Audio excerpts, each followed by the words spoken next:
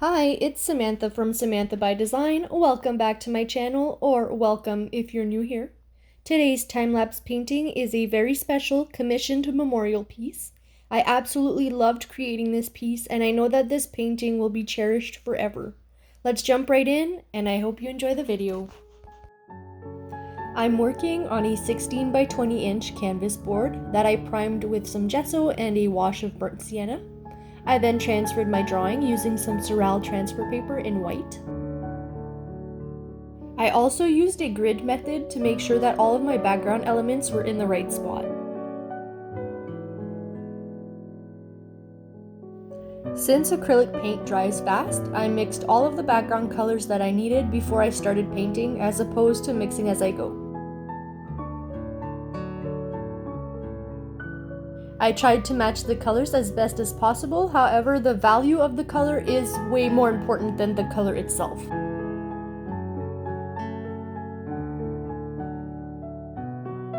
I painted this background in 3 layers, and as usual, I worked from dark to light. I made sure to refer to the photo as often as possible to really capture the scene.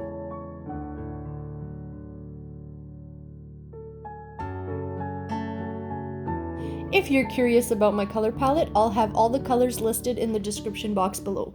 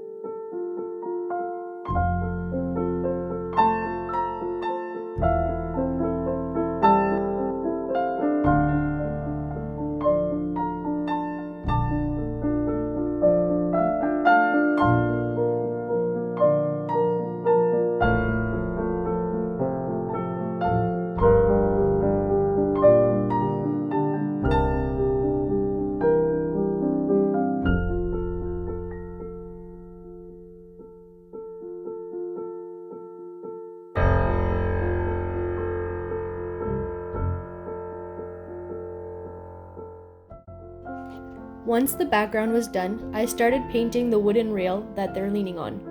To achieve the look of wood, I made sure to paint in the direction of the grain, and I made sure to match the colors and the values as best as I could.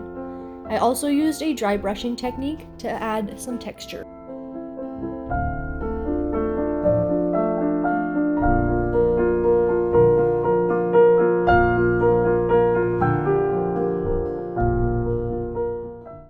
The client wanted me to add the phrase "N'oublie jamais que je t'aime" in the painting, which means don't ever forget that I love you. We didn't want it to take away from the portraits, so we decided to sneak it into the wood and make it look like it was carved right in there.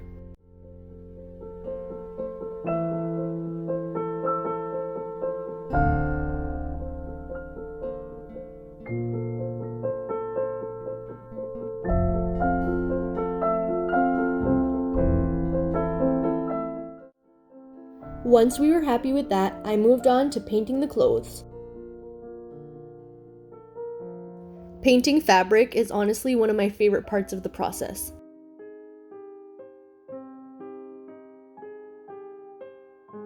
I worked in layers and I made sure to get all of the highlights and shadows in the right spot.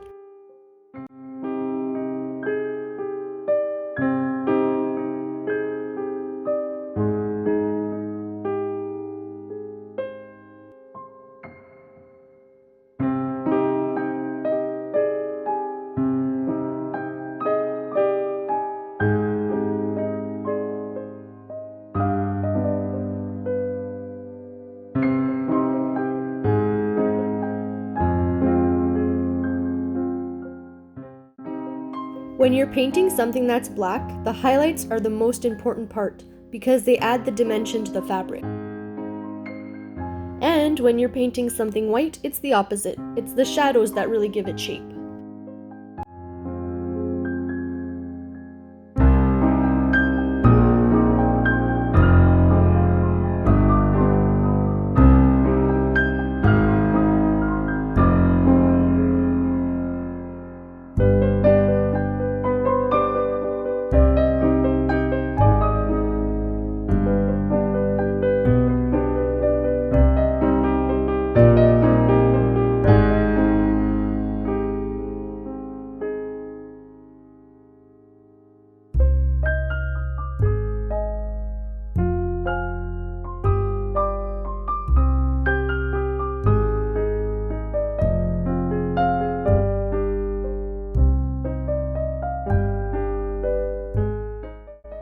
When I was done painting their outfits, it was time to start the actual portrait part of this painting.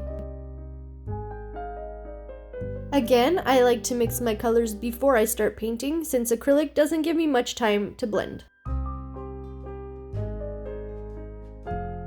To help me match the colors in the face, I like to use an app called Ibis Paint.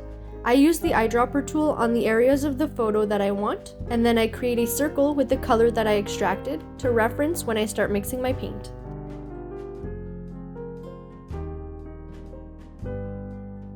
If you've been watching me for a while, you probably know by now that I like to start with the eyes, followed by the nose and the mouth. I personally think these are the sections that you should pay most attention to and really take your time on because they are the features that differentiate us from others. Once I finish those, I move on to the rest of the face.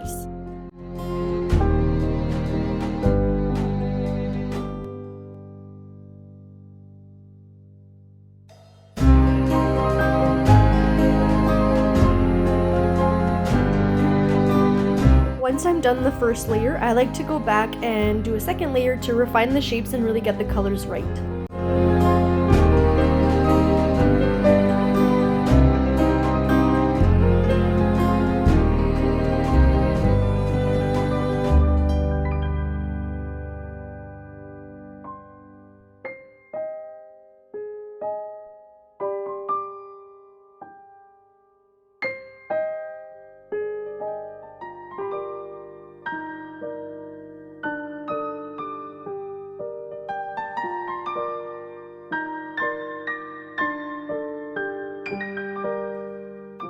When I'm finally happy with how the face looks, it's time for the hair.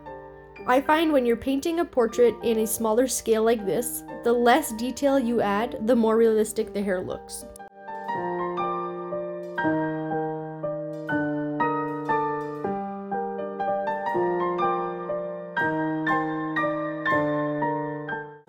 Time to paint the arm and the hand.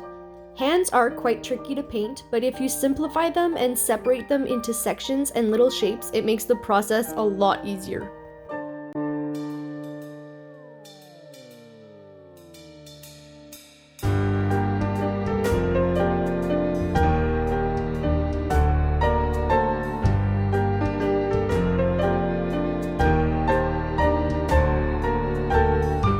Now that her portrait is complete, it's time to repeat the exact same process and create his portrait.